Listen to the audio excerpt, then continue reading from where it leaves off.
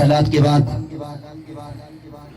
नियाज़ी नहायत ही मुअज़्ज़ज़ मुहतशम उलमाए किराम उशक़ान रसूल अवाम अहले सुन्नत, सिर्फ एक वाक़या आपके सामने पेश करना चाहता हूँ।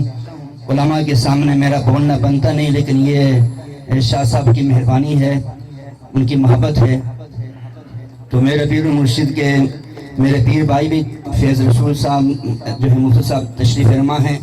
अल्हम्दुलिल्लाह नूरानी साहब का मैं भी मुरीद हूँ, ये भी मुरीद हैं। तो सूरह बकरा, जिसको सूरतुल बकरा इसलिए कहा जाता है कि इसमें गाय का वाक़या है।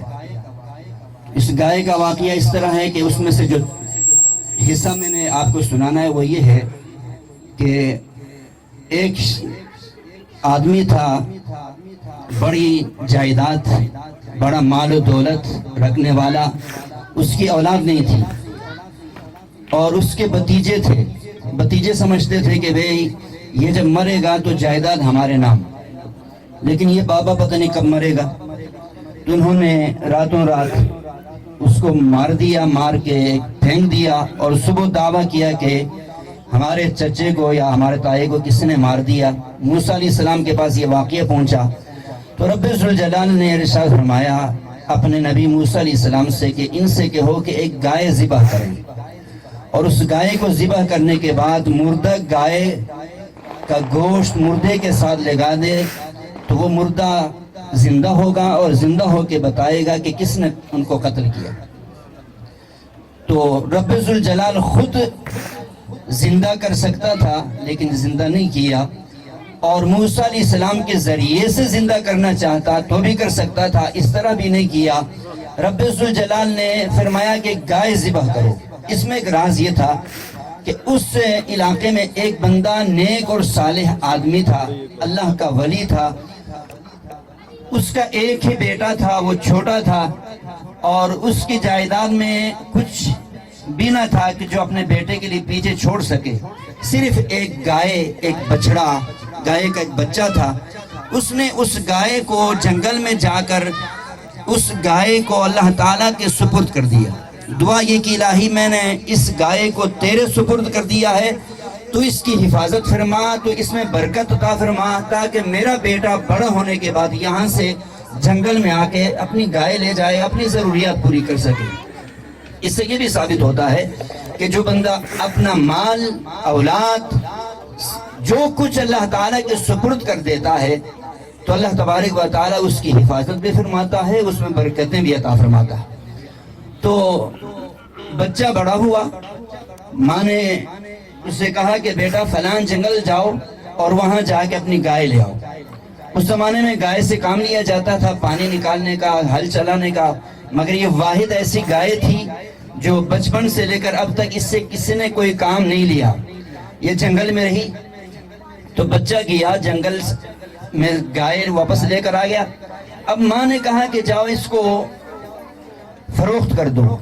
जो उस जमाने में जो गाय की कीमत है वो 2 दिरहम है। 2 दिरहम इसकी कीमत है, मगर ये कि जिससे भी सौदा हो जाए मुझसे आके पूछ लेना, पूछने के बाद फिर फरोख्त करना। अब ये बच्चा जो है इस गाय को लेकर बाजार गया तो एक आदमी मिला, उसने कहा कि क्या कीमत है?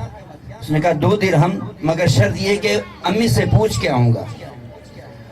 उसने कहा कि मुझसे 4 दिरहम ले लो मगर अम्मी से ना पूछो। बच्चे ने कहा नहीं, अगर आज का बच्चा होता तो वो कहता कि चलो मेरी भी दिहाड़ी लग गई, 2 दिरहम अपनी जेब में, 2 दिरहम माँ को दे दूंगा। लेकिन उसने कहा नहीं, शर्त यही है कि मेरी माँ ने कहा कि मुझसे आके पूछना है और माँ की बात मैं मानूंगा और वो नहीं टाल सकता। तो आगे सारा वाकया माँ को बताया। माँ ने कहा चलो ठीक है, कल फिर चले जाना, अगर वो आदमी मिले तो कहना कि 4 दिरहम में बेचता हूँ, शर्त वही है कि माँ से पूछ के आऊंगा। दूसरे दिन वही आदमी मिला, कहा कि कितनी कीमत है? कहा 4 दिरहम, शर्त वही है कि माँ से पूछ के आऊंगा। उसने कहा कि 8 दिरहम ले लो, माँ से न पूछो। उस बेटे ने कहा नहीं, माँ से पूछ के आऊंगा। तो फिर आगे सारा वाकया वालिदा को बताया तो वालिदा ने कहा कि अगर कल फिर मिले तो उससे कहना कि हम غریب ہیں، میں یتیم ہوں، 2 درہم گائے کی قیمت ہے، میرا مذاق اڑا رہے ہو، کون ہو، کیا مسئلہ ہے؟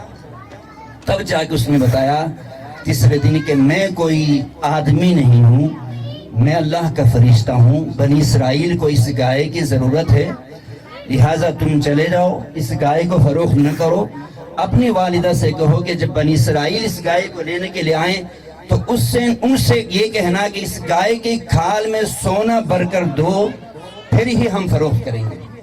تو یہاں پر سمجھنے کی جو بات ہے وہ یہ ہے کہ دیکھو، آج ہم یہ سمجھتے ہیں کہ یار میں پڑھا لکھا بندہ ہوں، میں نے قرآن پاک پڑھا، تفسیر پڑھا، علم حاصل کیا، شہر میں رہتا ہوں، میرا باپ گاؤں میں رہتا ہے، پرانے زمانے کا بندہ ہے، اور جتنی سمجھ میری ہے اتنی سمجھ باپ کی نہیں ہے۔ تو ہم اپنی سمجھ کو اپنے باپ کی سمجھ سے آگے رکھتے ہوئے ماں باپ کی بات نہیں مانتے۔ تو ماں باپ علم نہ بھی رکھتے ہوں، سمجھ نہ بھی رکھتے ہوں، شہر میں نہ بھی رہتے ہوں، تو جو بچہ باپ کی بات مانتا ہے، ماں کی بات مانتا ہے، اگرچہ بظاہر ماں باپ کی بات 100% غلط نظر آ رہا ہو، اپنی بات 100% درست نظر آ رہا ہو، مگر پھر بھی جب ماں باپ کی بات مانیں گے تو اس میں برکت ہوگی۔ وآخر دعوانا الحمدللہ رب العالمین۔